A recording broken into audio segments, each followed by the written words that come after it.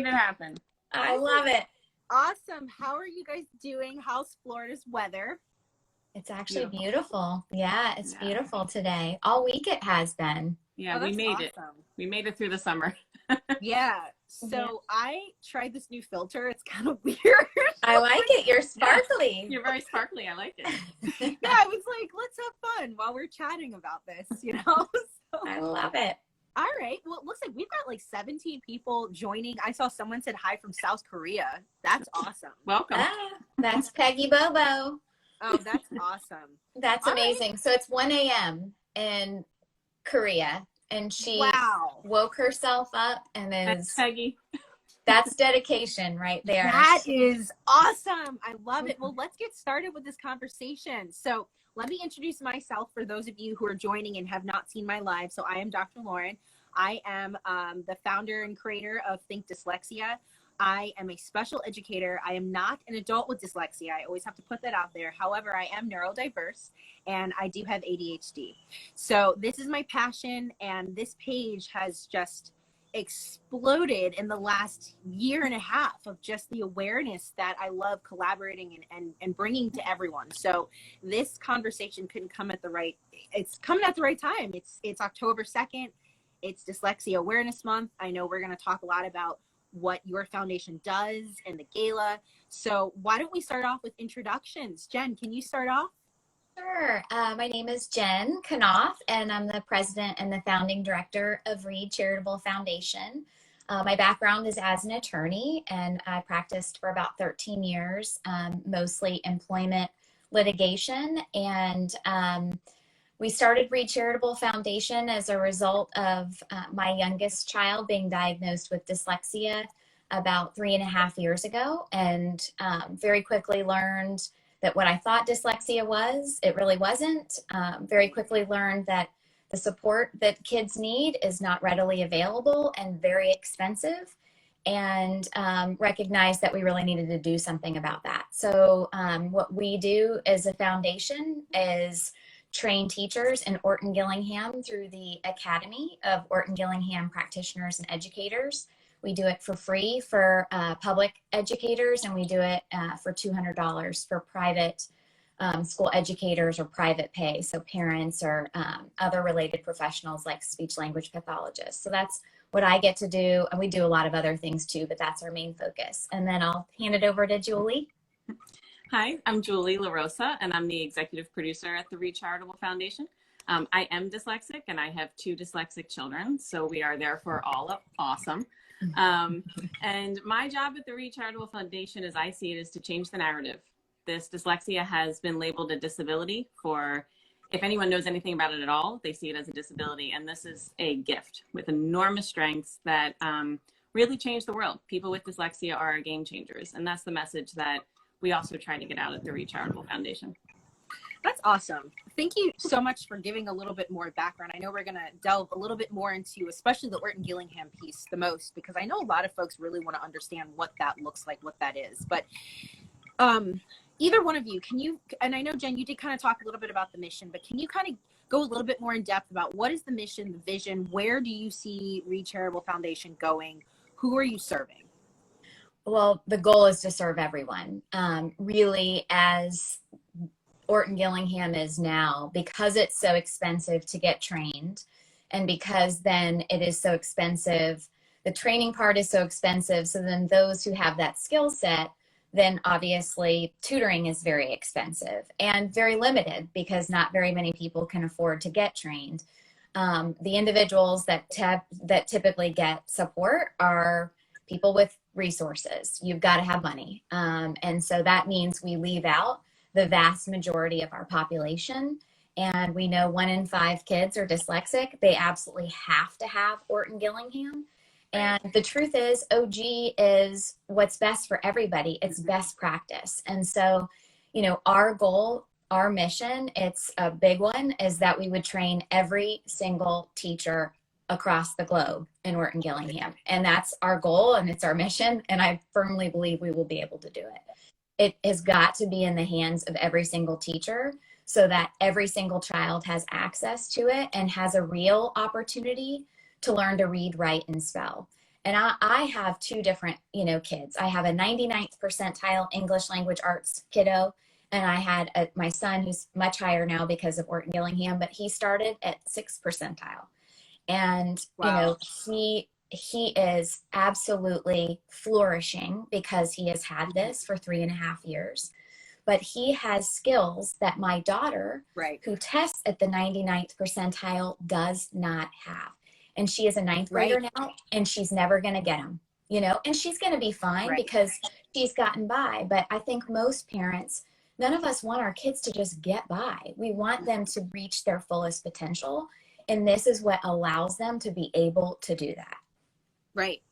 Well, and, you know, I definitely want to comment on the Orton Gillingham piece because Orton Gillingham coins it as, you know, the gold star standard, right? This is like the way that you teach kids to learn to read, struggling readers, dyslexic readers, you know, and that's absolutely true. I believe it. I'm, you know, certified through the academy, as you, both of you know, but it does.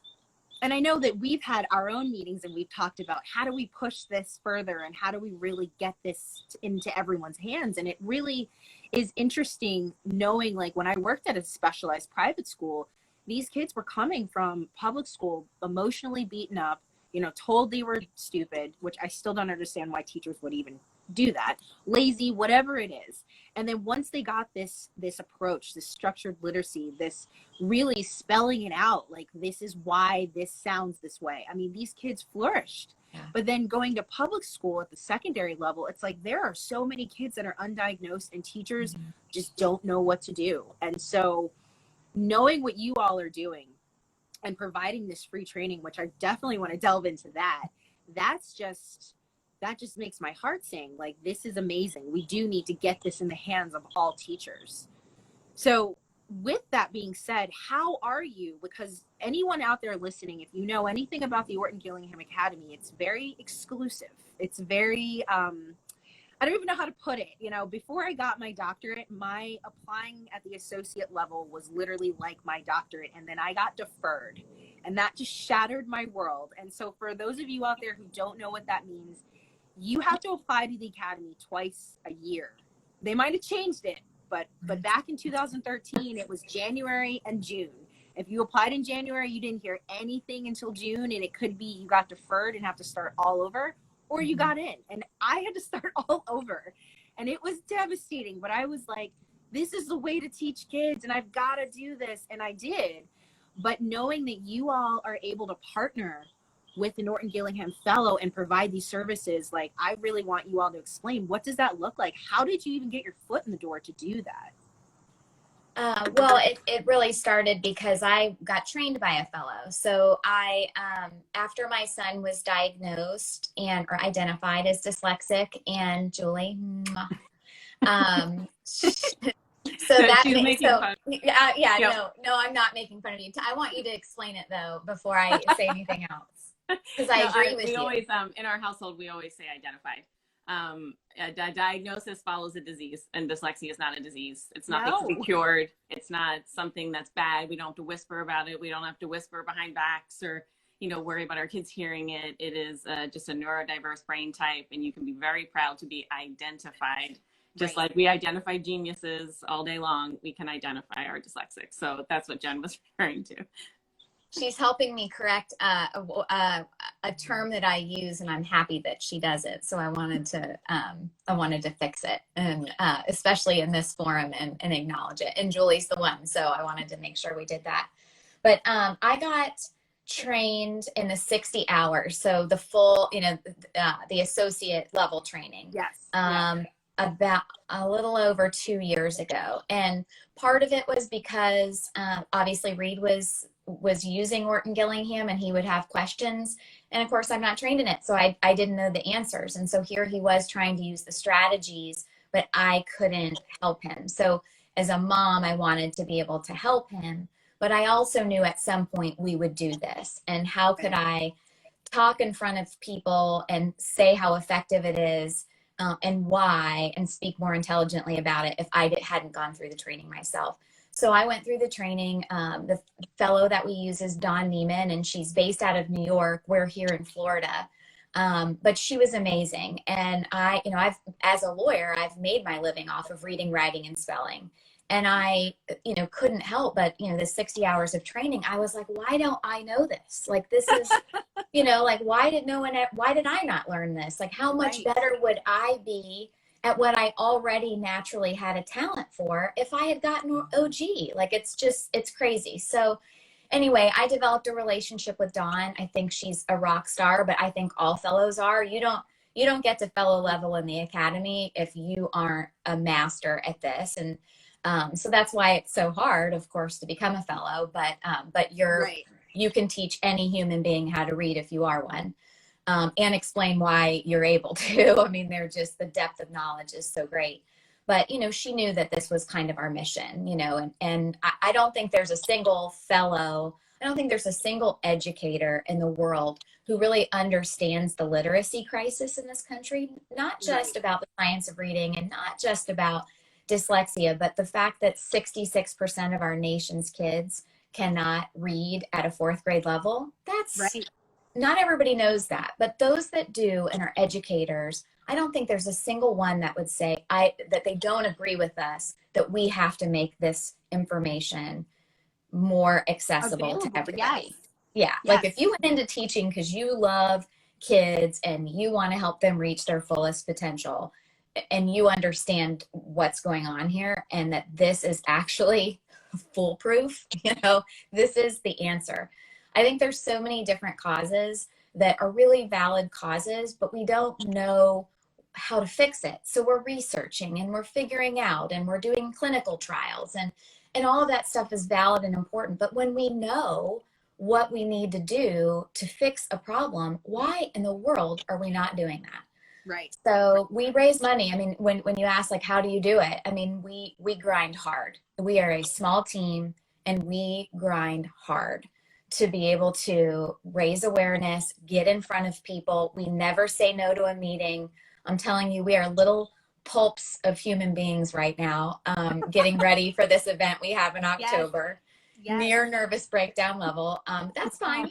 But the truth is that we're thankful for it. I mean, really, just this week I had the conversation about, pressure is a privilege. 2 years ago, we would have begged for the opportunity to talk to you and to have an audience to be able to talk about what we do and why it's so important. And now we have that opportunity. So we work hard to raise money and to raise awareness so that we can provide the training for free. I will also tell you, on a personal note, the work that Julie does is worth hundreds of thousands of dollars in terms of being an executive producer. She's a team of 2 and largely mostly a team of 1 most of the time. And, she donates all of her time and all of her resources, and then even pays privately another person to help her. So there's a huge personal investment on our team to make it happen. So we do ask for money and we try to fundraise, but the truth is, we're all in time, talent, and treasure.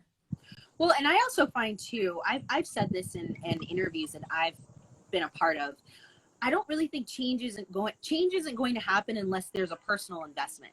So when you hear these politicians, or governors or mayors, and they're like, yes, we need to close the reading gap. Well, they're not really going to do anything unless it actually impacts them or their kids or their grandkids or something, because it's not in the forefront of how it's actually really, that domino effect. And so Julie, like, you being dyslexic, you're like, I am going to keep grinding because it's not just for my kids and other kids. Like, it could be Julie when you were a kid, like, gosh, I wish I had this. And I don't know your story, but every dyslexic has a story, and it's just powerful. So Julie, I want to give you some time to kind of talk about what is the work you're doing. I know you're interviewing folks and getting their testimonials. Can you share a little bit about that?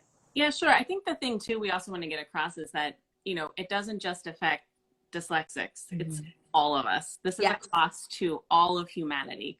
We are losing out on our greatest natural resource, which is human intelligence and human ingenuity, when we discount 20%, because that's what it is, of our population. So everybody's losing out. And in terms of Orton Gillingham, it's the best practice for all students. Yes. So you don't have to be dyslexic. It's just really what's best for everybody. So in terms of the work here, I think I have the greatest job at RCF. I mean, I have now interviewed well over 100 different dyslexics from literally every continent other than Antarctica at this point, but we're going to get to Antarctica. We hear about a school and a base down there, so we'll get there. And my partner in crime is Eileen Mignoni, who's this incredibly talented and gifted videographer who keeps saying yes to me, and I don't know why. So she's all in as well for reasons I couldn't tell you. But we've interviewed all these just brilliant dyslexics from all over the world. And I can tell you from a teaching standpoint, every dyslexic has these two teachers in this origin story of theirs. They're all these superheroes now. They really are. But in that origin story, they've got the one teacher that said they were nothing. They were dumb, they were lazy, they weren't trying. And then they have that other teacher that said, you're everything. And that's what we're cultivating. We're creating those you are everything teachers, the ones that, and not just in lip service, but giving the teachers the tools to actually be able to do this so that when they look at any child, they say, I know exactly how to teach you. Any child, it doesn't matter. I mean, it works for our non-English language learners, or if you're an English language learner, it works for everybody. I mean, it's really, it really allows every teacher to teach every child, and we're giving them those tools. And so the videos that I create are really the fun stuff too, because I get to hear all the cool strengths. And that's also a big part of it, because taking a dyslexic child and just teaching them to read, write, and spell, that's just one piece. That's a very critical piece. But figuring out what your gift is, that's really the work, I believe, the work of parents of dyslexic children, the work of the children themselves. What are you good at? What do you love? What do you lose time in? And the people I interview have mostly found that, and you get to hear their stories. And so for our event coming up, we get to hear, we have 6 now brilliant dyslexic chefs who are ranging in age from 12 to the oldest kind of child. He's not really a child, he's 27. And they all found their gift was in the culinary arts, and you'll get to hear all their stories. And they're from all over. They're from the UK, they're from Massachusetts, they're from San Diego, they're from North Carolina. I mean, they're just from all over, and they all have a similar story. That terrible struggle in the beginning of what's going on, what's wrong, it must be me, told it's them, told they're underachievers. And then they find this thing they get lost in, and they're so good at it. And so I get the privilege of hearing all of that firsthand, and then creating these beautiful stories that we can share with the world. So I think I have the best job at RCF. She does have the best job for sure. And she also interviews their parents and, sometimes siblings and things like that too. So you also get to hear the parent perspective, which, because that's the space that I'm in. I didn't have the dyslexic experience as a child, but I experienced it through as a parent and through my son's suffering. So you get to hear, you just don't feel so alone, I guess, like you hear the feelings that they have felt and you're like, yes. And so that's a big part of it. The experience night is October 22nd. It's Friday, October 22nd. Yeah, I wanted to transition into that. Tell us about the scale of this event and how we can support you. Yeah, so it's 2 nights, and it is both a live event and a virtual event. The live events sold out over a month before, the event is like a month away, and they were sold out almost a month before that, almost 2 months before the event was sold out live. Awesome. So that's amazing. And, but they're virtual tickets and they're unlimited. So the first night is Friday, October 22nd. The virtual event starts at 7:30 p.m. Eastern Standard Time. So truly you could watch this anywhere in the world. I know Peggy Bobo will be up in the middle of the night in Korea watching. And you are going to get to do a live demo with Aiden Friedson. He's one of our 5 featured kiddo chefs. He's 18, so he's not a child necessarily anymore either. But to our kids, he is. He's cool. And a freshman in college now at the University of Miami. He's also a 2-time CHOP Junior champion. So the event will start virtually with getting to do a live demo with him. The tickets are $25, so we made it really accessible to anybody. You could invite your whole neighborhood for $25 to come and watch this night.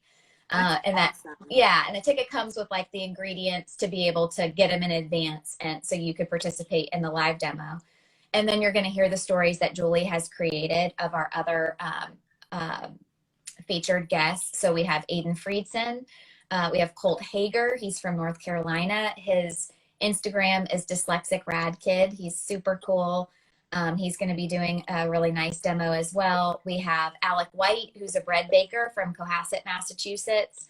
Elena Theros, who is 15 and from San Diego, and she is a masterful cookie baker, and baker in general, but like royal icing decorations like you've never seen. I mean, That's amazing. Professional level. And then Omari McQueen, who is from the UK. He was supposed to be with us, but because of COVID, they are not going to let him get over here. So we will eventually fly him over when COVID allows, but we will still be telling his story. And then each of them have donated swag. So every person that attends the event, there'll be live raffles after each of their videos. And anybody that is a part of the event has an opportunity to win those. So if you're a virtual guest, we will ship the items to you if you're a virtual guest who wins. But it's a super empowering night, and that is the goal of it. That it's really not a fundraiser. $25 is not really raising money. Right. It's just trying to empower our kids, let them hear the truth about themselves, and hopefully see an opportunity of a different strength that they may have never had the opportunity to even see if they have. You know, last year we did artists, this year's culinary artists. Next year, I think, is going to be performers. But, you know, we want, every year it will be different. It'll be a different dyslexic strength, and it's always something to kind of look forward to. And then the gala is Saturday, October 23rd. That's also, there's also a virtual component to that. There's a live auction that's awesome, silent auction, so people can bid on those things. If you're not local, we will ship it to you if you win it. We have professional chefs and bakers who are dyslexic that share their stories with us, so you will hear those. Wilfred Emmanuel Jones, who's the Black farmer from the UK. I mean, this man is priceless, his story. It is criminal. Poor Julie, she's in torture town right now, trying to limit an hour and 30-minute interview of him to 4 minutes. Just wow. Criminal. You'll get to hear all of it if you want to, you know, after the fact. But we also have Alice Agri Orleans, and she is from the UK as well. We're still crossing our fingers.